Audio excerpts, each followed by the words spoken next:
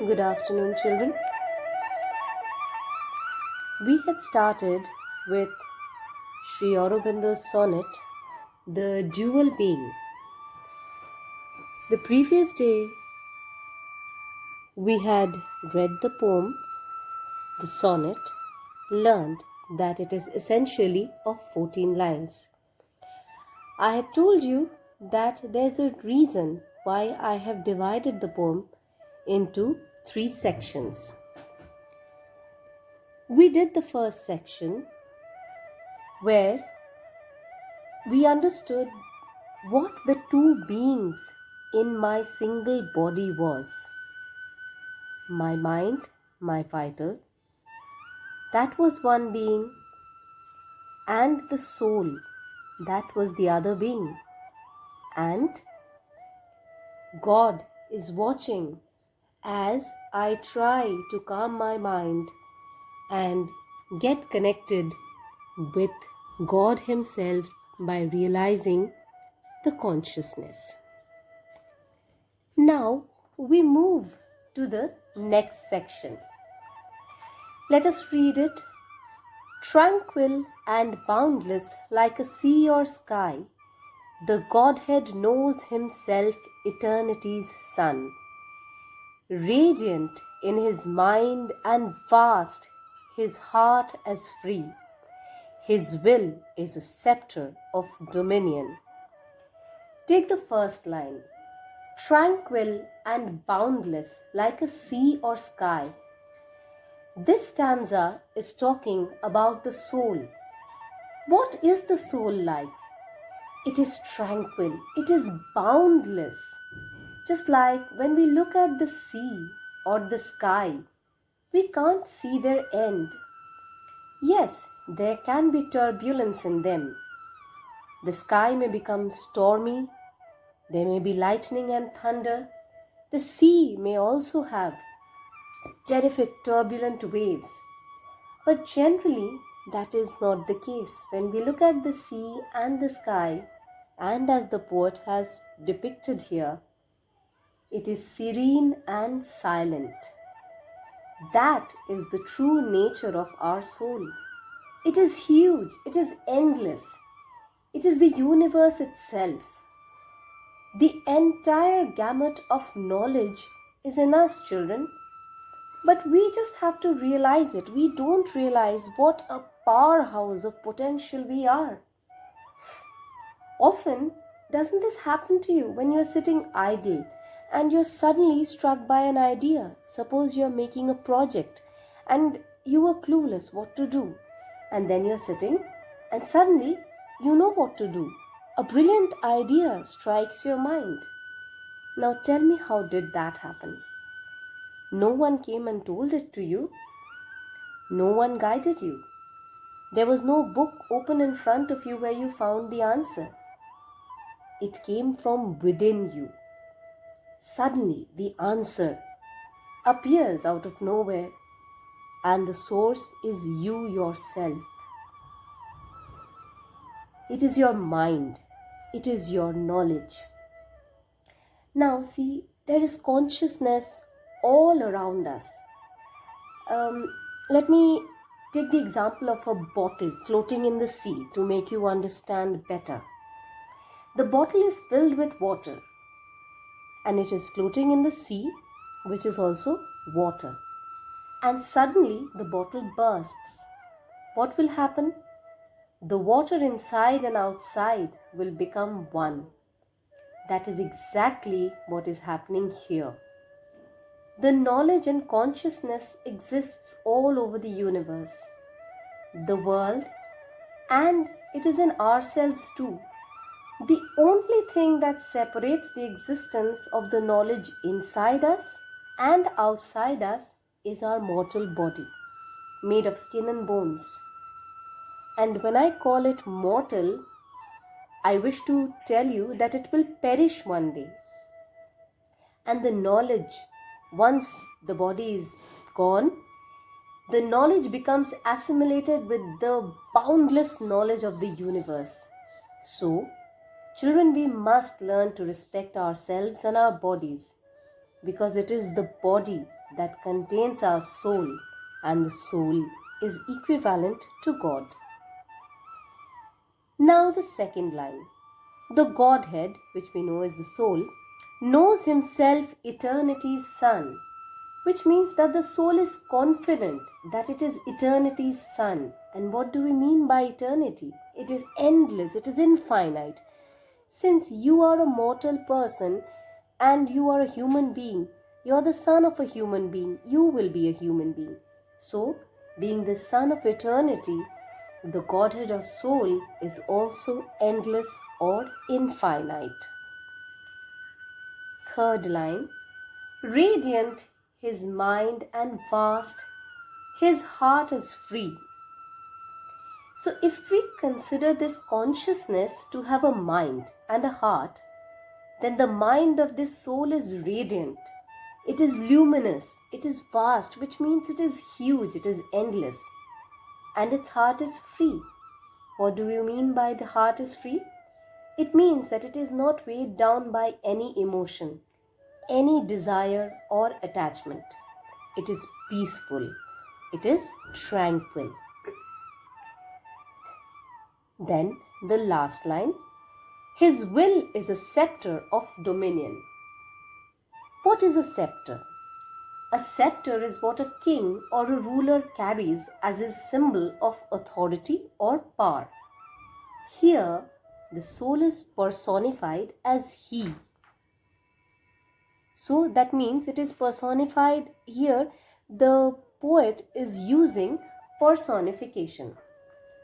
He is the Lord of everything that is right or correct. Nothing is more free or brilliant than the soul. Previously, you see, Sri Aurobindo has referred to the soul or Godhead as eternity's son, right? So here we are not discriminating between son or daughter, man or woman. What the concept that needs to be portrayed is about the humankind.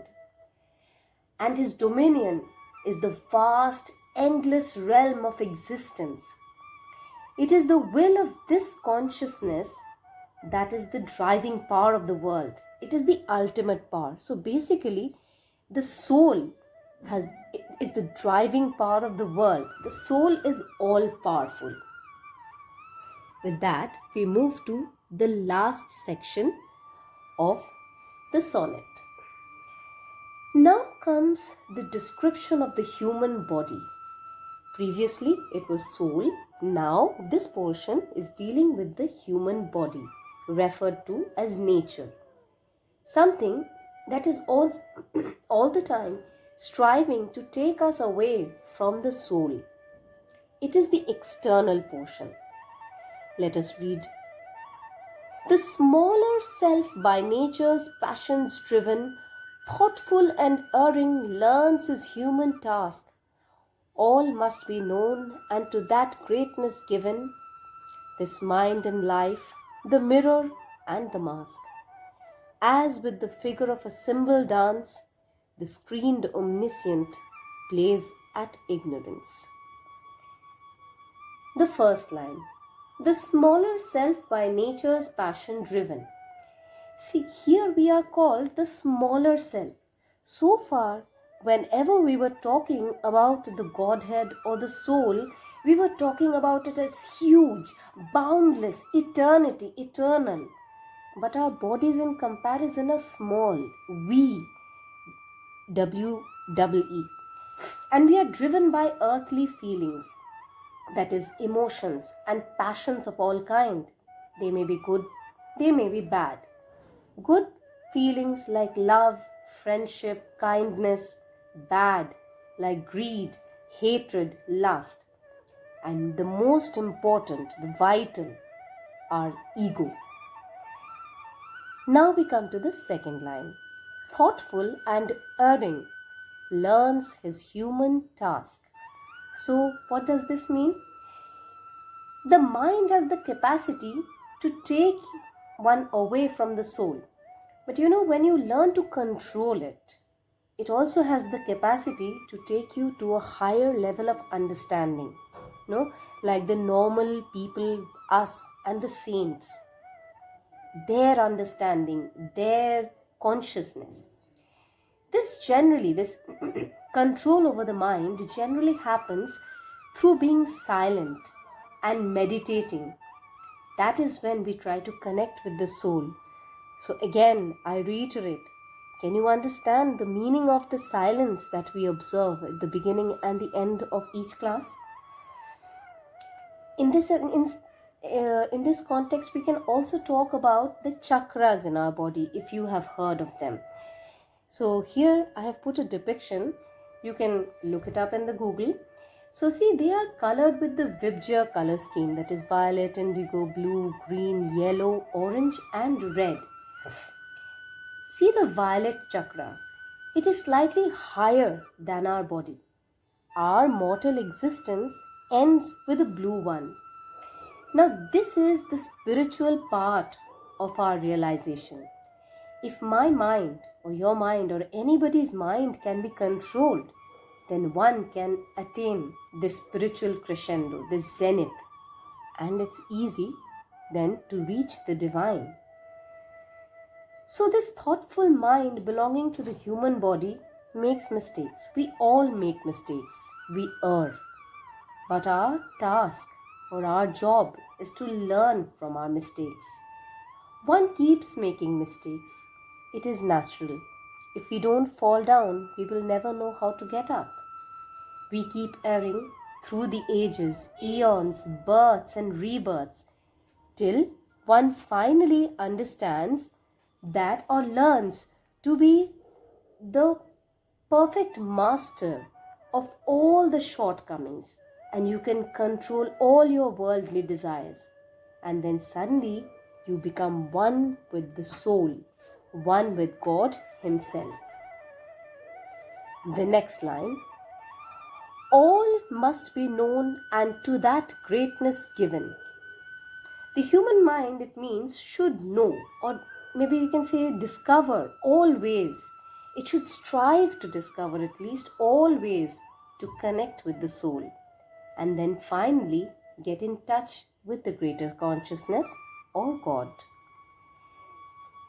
This mind and life, the mirror and the mask. Now this is very important about the mirror and the mask. The mind, you see, as I said, will take you away from the soul. But if you conquer the mind, then the mind becomes silent or tranquil. That is, it is not turbulent anymore. And it actually now does not distract you. It helps you to go higher. The mind is compared to the mirror, and our life is compared to the mask.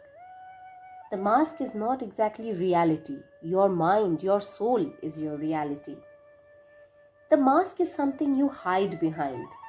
So, trivial emotions like love, fear, ignorance, hatred, greed, these are the masks of life. This is something that we are doing every day. I'm loving my friend. I'm afraid of something. When I'm crossing the road, the car is coming and I'm afraid. I'm ignorant. I don't want to attend classes. I become ignorant. I don't bother about it. So these are certain trivial emotions, and these keep me away from my soul. The more such emotions I have, the more layers of masks I have on my life. And so I'm more distant from connecting to my soul and reaching the ultimate truth, which is God. The mind, on the other hand, is the mirror. It reveals your beautiful soul.